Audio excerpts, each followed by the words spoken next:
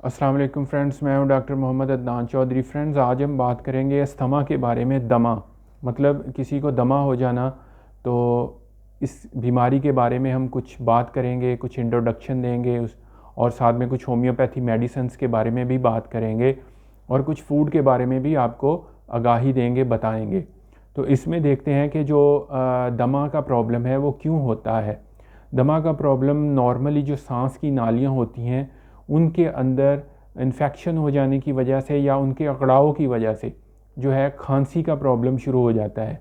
तो खांसी के प्रॉब्लम के साथ दमे का प्रॉब्लम शुरू हो जाता है। ये आम तौर पर होता ऐसे है कि हलक में कुछ ख़राबी पैदा हो जाए या इसके साथ कुछ नज़ला ज़ुकाम या कब्ज़ या कोई और मसला पैदा हो जाए, सांस की नाली में इन्फेक्शन हो जाए। तो इन तमाम सिम्टम्स की वजह से दमे का प्रॉब्लम हो सकता है। या कुछ लोगों के अंदर ये मारूसी प्रॉब्लम होता है कि ये प्रॉब्लम उनके आबाओ अजदाद से चला आता है।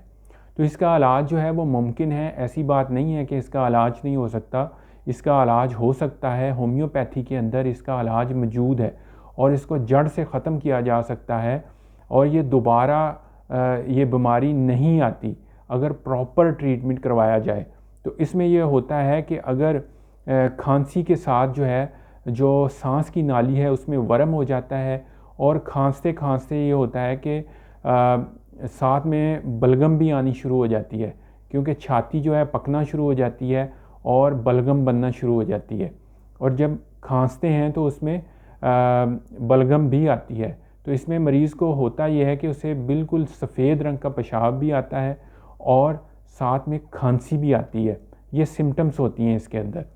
और खांसी के साथ जब दमे का दौरा पड़ता है तो पसीना आ जाता है और चेहरे का रंग जो है वो बिल्कुल जो है ज़र्द हो जाता है, सुर्ख हो जाता है, कभी ज़र्द और कभी सुर्ख हो जाता है। और इसमें ये होता है कि उसके बाद पसीना बहुत ज़्यादा आता है और जैसे सांस रुकता है और दम घुटता है और इस तरह की सिचुएशन बन जाती है। और जब ये खांसने के बाद बलगम जो है उसका ख़राज हो जाता है तो आहिस्ता आहिस्ता तबीयत जो है संभलना शुरू हो जाती है। यह है दमे की निशानी। तो इसमें यह होता है कि कुछ हम देख लेते हैं। अब इसमें मज़ीद जो सिम्टम्स हैं वो देख लेते हैं। सिम्टम्स हैं कि सांस लेने में बहुत दुश्वारी हो जाती है, तो ये एक सिम्टम है इसमें कि। और दूसरी ये है कि चेस्ट में जो है बिल्कुल चेस्ट जो है वो टाइट हो जाती है और उसमें दर्द शुरू हो जाती है। और दर्द के साथ ये होता है कि नींद जो है नींद लेना, सोना मुश्किल हो जाता है। जो मरीज़ है करवटें बदलता रहता है, उसको नींद नहीं आती। और ये है कि खांसी बहुत ज़्यादा आती है, खांसी की वजह से दम घुटता है, कफ़ का प्रॉब्लम शुरू हो जाता है। ये सारी सिम्टम्स हो सकती हैं। तो ये होती क्यों है ये या तो दमा होता है, एक बीमारी है जो लंबी चलती आ रही है, या ये शॉर्ट टाइम पे भी आ सकती है। जो शॉर्ट टाइम में आता है और उसको अगर प्रॉपर मेडिकेशन दी जाए तो पेशेंट जो है वो ठीक हो जाता है। तो इसमें जो है ठंडी हवा लगने की वजह से भी ये प्रॉब्लम हो सकता है। पहले नज़ला ज़ुकाम हो, गला ख़राब हो और उसके साथ ही दमे का प्रॉब्लम शुरू हो जाए। और इसमें यह है कि जब ये है स्प्रिंग सीज़न होता है तो उसमें पोलन जो गिरता है, जिसकी वजह से बहुत सारे लोगों को पोलन से इन्फेक्शन होता है और तब भी दमे का प्रॉब्लम शुरू हो सकता है। तो इसमें नेक्स्ट ये ले सकते हैं कि कॉमन कोल्ड भी हो सकता है। और इसमें ठंडी हवाएं जब चलती हैं, मौसम ठंडा मौसम आता है तो उन ठंडी हवाओं में अगर बाहर निकला जाए तो सर्दी लग जाने की वजह से भी ये प्रॉब्लम आ जाता है। तो ये सारी प्रॉब्लम्स आ सकती हैं। इसमें यह है कि कुछ लोग स्ट्रेस लेते हैं। स्ट्रेस लेने की वजह से, क्योंकि असाब के ऊपर बहुत असर पड़ता है, असाब कमज़ोर होते हैं तो बॉडी के डिफरेंट आर्गन जो हैं वो भी कमज़ोर होना शुरू हो जाते हैं। तो ये वजह भी हो सकती है इसके अंदर। तो अब ये काज हैं और इसमें देख लेते हैं कि कुछ होम्योपैथी मेडिसिन्स का हम तज़किरा कर लेते हैं कि कौन सी मेडिसिन्स हैं जो दमा के अंदर इस्तेमाल करवाई जा सकती हैं। अगर तो दमा इस तरह का हो कि पसीना जो है वो बहुत ज़्यादा आए और साथ में चेस्ट के अंदर पेन हो, उसमें मतली और कैं जैसा भी फीलिंग आए और उसमें यह है कि फेफड़ों के अंदर खरखराहट तो बहुत ज़्यादा हो, और मतलब अंदर से जो बलगम है बाहर ना आए, तो इसमें है एक मेडिसिन है होम्योपैथिक की आर्सेनिक एल्बम जो हम यूज़ कर सकते हैं।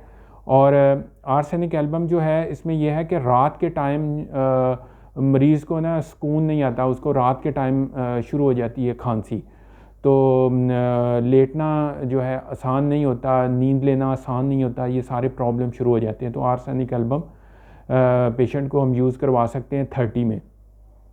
तो नेक्स्ट हम देखते हैं कि मैदे की ख़राबी की वजह से अगर प्रॉब्लम हो और ज़ुबान के ऊपर जैसे सफ़ेदी सी आ जाए और खांसने में तकलीफ़ हो, तो इसमें काली म्योर 12X एक मेडिसिन है, वो हम यूज़ करवा सकते हैं। और उसके साथ ही एक और मेडिसिन हम देखते हैं कि अगर जो है छाती में खरखराहट बहुत ज़्यादा हो और उसमें बलगम जैसे खांसने के बाद ऐसा फील हो कि जैसे बलगम आ रही है मगर आए ना, तो ये सिचुएशन हो, तो इसमें एंटमटार्ट एक मेडिसिन है, वो हम ले सकते हैं। 6X में भी ले सकते हैं, 12X में भी ले सकते हैं, 30 में भी ले सकते हैं। तो एज़ पर डॉक्टर रिकमेंडेशन जो जैसी आपकी कंडीशन है उसको आप ले सकते हैं। तो इससे ये होगा कि बलगम जो है वो उसका खराश शुरू हो जाएगा, तो जो चेस्ट है वो बिल्कुल साफ़ हो जाएगी, तो मरीज़ को आसानी पैदा होगी सांस लेने में। तो नेक्स्ट मेडिसिन देखते हैं हम, नेट्रम्यूर है एक मेडिसिन। इसमें ये होता है कि बलगम जो है वो बहुत ज़्यादा निकलती है छाती से, और बलगम बहुत ज़्यादा बनना शुरू हो जाती है, और बलगम जो है वो बिल्कुल सफ़ेद जैसे झाग की तरह होती है, और उसका फीलिंग ऐसे आती है जैसे नमकीन उसका जायका हो। तो इसमें एक मेडिसिन है नेट्रम्यूर 3X, वो हम पेशेंट को दे सकते हैं। नेक्स्ट देखते हैं कि काली फॉस और क्लकेरिया फॉस 6X दोनों मिला के हम दे सकते हैं अगर कंडीशन ये हो कि जर्द जो है जर्द रंग की बलगम निकले बहुत ज़्यादा और सांस की नाली तंग हो जाए, सांस लेना जो है वो मुश्किल हो जाए, तो इसमें ये दो मेडिसिन हम यूज़ करवा सकते हैं। तो नेक्स्ट मेडिसिन हम देखते हैं, नेट्रम सल्फ है और सलेशिया दोनों को मिला के दिया जा सकता है 6X के अंदर। अगर ये प्रॉब्लम हो कि दमा के मरीज़ों के बाल भी गिरने शुरू हो जाएं, ठीक है, उनको बालों का प्रॉब्लम हो जाए और जो है ग़ज़ा हज़म ना हो, और उसके साथ ये है कि दस्त आना शुरू हो जाएं बिल्कुल पतले, तो इसमें ये दो मेडिसिन मिला के दे सकते हैं। तो फ्रेंड्स, ये थी हमारी कुछ होम्योपैथी मेडिसिन्स तो जो हम दे सकते हैं। अब हम देख लेते हैं इसमें कुछ फूड के बारे में कि कौन सा फूड जो है वो दमा के पेशेंट को दिया जा सकता है। दमा के पेशेंट को सारा फूड आपने हेल्दी देना है, कुछ भी ऐसी चीज़ नहीं देनी जो अनहेल्दी है, और होम फूड देना है, ठीक है। उसमें फ्रूट्स ज़्यादा देने हैं, जो मौसमी फल हैं वो ज़्यादा देने हैं, और उसमें जो आप दे सकते हैं कि जितने भी बीन्स हैं वो दे सकते हैं। उसमें जिंजर जो है वो हेल्पफुल है क्योंकि सांस लेना आसान हो जाता है। जिंजर का आप कावा बना सकते हैं, वो पेशेंट को दे सकते हैं। ग्रीन टी वो दे सकते हैं, और उसमें है फल जितने भी हैं मौसमी फल हों वो दे सकते हैं। तो सब्ज़ियां जो हैं उनका सूप बना के दे सकते हैं, ये सारी चीज़ें हेल्दी हैं वो दे सकते हैं। और मुर्गी का जो है वो सूप बना के आप पेशेंट को दे सकते हैं, वो भी हेल्दी है इसके लिए। तो ये सारी चीज़ें हैं, और कौन से फूड जो हैं वो अवॉइड करने हैं, अवॉइड जो हैं करने हैं इसमें है दमा के मरीज़ों को, क्योंकि कुछ चीज़ें हैं उनसे उनको इन्फेक्शन होना शुरू हो जाता है। तो कुछ को नहीं होता, सब मरीज़ों को नहीं होता, कुछ को होता है, जैसे अंडा खाने की वजह से भी इन्फेक्शन हो जाता है कुछ लोगों को, कुछ लोगों को नहीं होता। इसके साथ है पीनट खाने की वजह से, मूंगफली खाने की वजह से भी खांसी आना शुरू हो जाती है, तो ये इससे अवॉइड करें। सोया की वजह से हो जाती है, वीट की वजह से हो जाती है। और नट्स हैं, नट्स में अगर कुछ लोगों को सूट आ रहे हैं तो वो खाएं, और कुछ लोगों को सूट नहीं आते तो उसकी वजह से भी इनको मतलब इन्फेक्शन होना शुरू हो जाता है, प्रॉब्लम होना शुरू हो जाती है सांस लेने में। तो ये था फ्रेंड्स आज का हमारा टॉपिक। तो मिलते हैं इंशाल्लाह नेक्स्ट टॉपिक में।